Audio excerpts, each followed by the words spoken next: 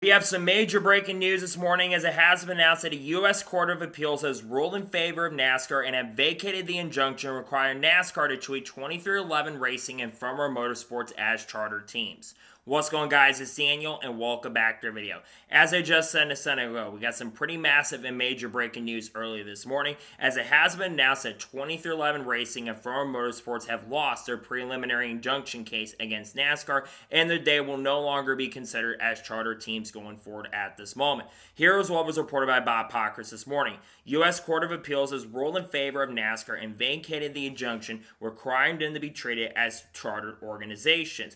Also reported by Bob Pockris just a few minutes ago, the teams get 14 days to petition for a rehearing or hearing in front of all the appeals judges. 7 days after that deadline passes is the earliest the judgment would take effect. There's also something else as well reported by Jonathan Howard as well, United States Court of Appeals for the Fourth Circuit. Here's what they said. In accordance with decision of this court, the district court's injunction centered December 18th, December 23rd, and December 26, 2024 are hereby vacated. This judgment shall take effect upon issuance of this court's mandates in accordance with Federal R. App P.41.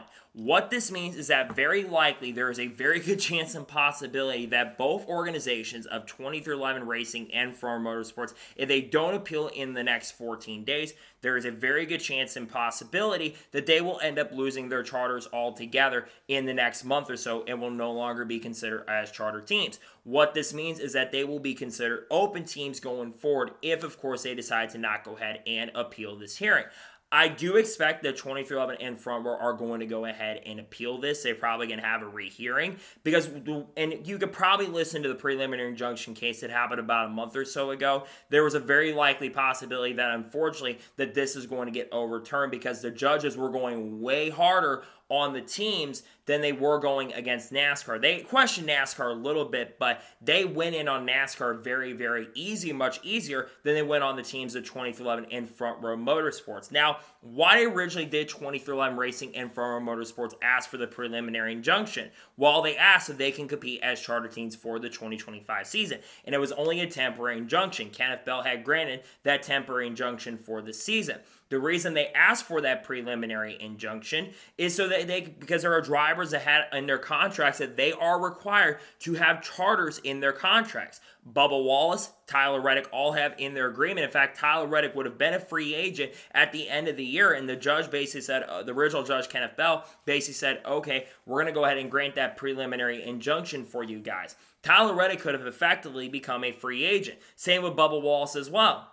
Same with Riley Herbst, and same thing going for the other drivers of Todd Gillen, Noah Gragson, and of course Zane Smith. And I look at Zane Smith and Riley Herbst being two drivers who might have just become free agents because of this. Now, what does this mean for the overall case? This does not mean the case is over for 2311 and Front Row, but this is going to be a little bit of a setback for the teams. Now, obviously being treated as charter teams, there's a lot of guarantee money that comes into play. There was going to be a lot of that money that was going to come into effect, but now, if they do which again, it sounds like they're going to, if they do not basically get the appeal process in the next 14 to 15 days, going forward, they're going to be open. And think about this coming up as well. You've got some tracks coming up where this could be a major factor. Look at Chicago, for example. We know the 2311 race cars have been very fast at Chicago, but you're going to have a lot of open teams that are going to show up. We already know at this point that we're going to see a third colleague racing entry for Will Brown. We're also going to be seeing Catherine Legge run with Live Fast Motorsports.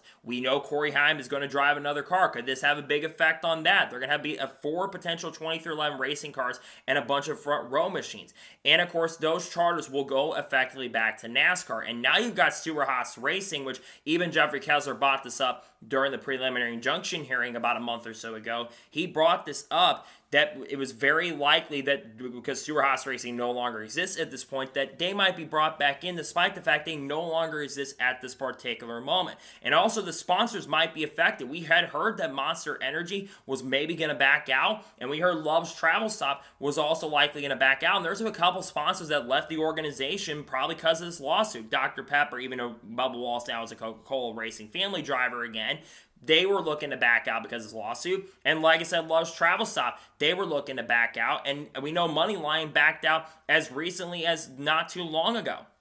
And I do think that the judges, when the original case, did bring up a decent point about having the cake and eating it too, but I think what they were looking at is trying to have charters so they didn't get affected. This is a really significant turning because I think really early in the lawsuit, I think that NASCAR was winning the lawsuit. They had full control of what was going on with the lawsuit all around. Then after they changed the judges and brought Kenneth Bell into the case, the teams, they were winning the lawsuit. They were having a lot of things go their way, and the judge was basically on their side. Now, I think we've had a shifting of the turns at this point, where now NASCAR is back in control of this lawsuit. In a nutshell, I don't know exactly what is going to happen going forward, but I think regardless of what happens here, there will be some big significant changes that does happen to sport. Whether the futures of 2011 front row are affected going into 2026, or what happens, that is to be determined. But you think about this, there's unknown certainty now. If you're a fan of some of these drivers, if of course they do appeal, and they're not able to win their appeal from this, there is a very good chance and possibility that we're going to have a lot of more chaos in the free agency market than people realizes, because if I'm not mistaken, every driver had contracts through next year. Bubba Wallace had a contract through 2026. Riley Herbst had a contract through 2026. I believe all three front row drivers, Zane Smith, Todd Gilliland, and Noah Gragson, all have in their contract clauses. They have to have charters in their clauses, and now they're going to be effective.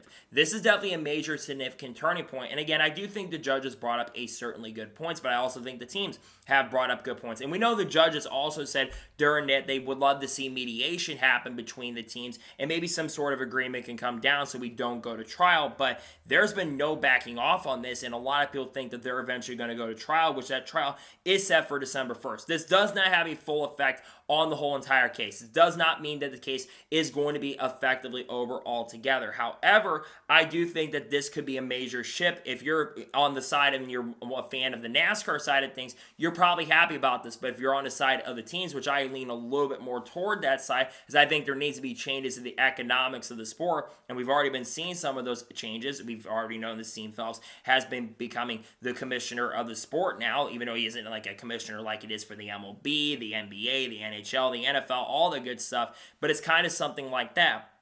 I think in a nutshell, and we don't know also too at this point that there are a couple teams that played effect, but there's other parts of this lawsuit that are going to happen. Obviously, we do have the other side of things where NASCAR is trying to have a countersuit against the teams, trying to dismiss the lawsuit altogether, because we know they're trying to come to mediation. This lawsuit is going to have a big effect on, again, we'll talk about silly season. This lawsuit will have somewhat of a big effect on the lawsuit and all that stuff going forward. Back to this is a huge on the open side things as well, and I think that this is a major development on the lawsuit going forward. I do think 2311 Racing will have a statement at some point later today on this front. They're probably going to release some sort of indication of what they're going to do. I do expect that they are going to appeal this decision, and they will make a decision on that front going forward. But this is a really big development, a major shift on the lawsuit going forward. And I think that for NASCAR, they're definitely back in control a little bit of the lawsuit. To me, I think it is certainly interesting. It'll be very interesting to see what happens, but I don't know what's going to happen going forward for 2311 Racing. There might be a lot of significant changes coming that we don't realize at this point, and I think it'll be something we're going to be watching for over the course of the next couple weeks. We've got more lawsuit updates coming soon, which is going to be interesting, but I think if you're a fan of 2311 front row, there are definitely some big concerns on that front going forward, and I think there'll be more of that coming out really soon. So that is going to be today's special breaking news report on the judge overturning the preliminary injunctions for 2311 in Front Row Motorsports. I want to thank you guys for watching. Please subscribe to the channel, notifications on, so if I win a video does go live on my channel. Follow me through Facebook and Instagram, and support me on Patreon as well. Let's go to more of that and comment your thoughts below on today's episode. What thoughts about the judge overturning the 2311 Front Row Motorsports preliminary injunction? Do you think that they made the right decision, the judges did, or you think they made the wrong decision in this front? And what do you think about the futures of all the drivers that are under contract with the teams? Let me know your thoughts in the comments below. There will be paint scheme video dropping later today on the channel for all the paint schemes for this weekend at Michigan. If any major news breaks later today, we'll discuss it live on the channel. Tomorrow there is going to be a NASCAR news video discussing news over the course of the last couple days, and we should have an ARC review dropping on the channel as well. There's some Dodge rumors and Cletus Farland stuff as well. There's been a Dodge leak that's come out. We're going to talk about that tomorrow on the channel as well. And if any other stuff comes out, like Connor Zilch running with Junior Motorsports and people like Haley Deegan, Shane Van Gisbergen, Kurt Busch, Kyle Busch, Bubba Wallace, Ross Chastain, Tyler Reddick, Riley Herbst, Noah Gragson, Cletus Farland, Connor Zilch, Red Bull, Frankie Muniz, Sheldon Creed, Sam Mayer, Chase Elliott, Kyle Larson, other people in the industry as well, like Dodge and all that. We'll talk about all that kind of stuff on the channel in the coming days and weeks. So anyways, like I said, I want to thank you guys for watching today's episode, and I'll see you guys next time for more great, awesome NASCAR content, other motorsports content on the channel like this. Take care, everybody.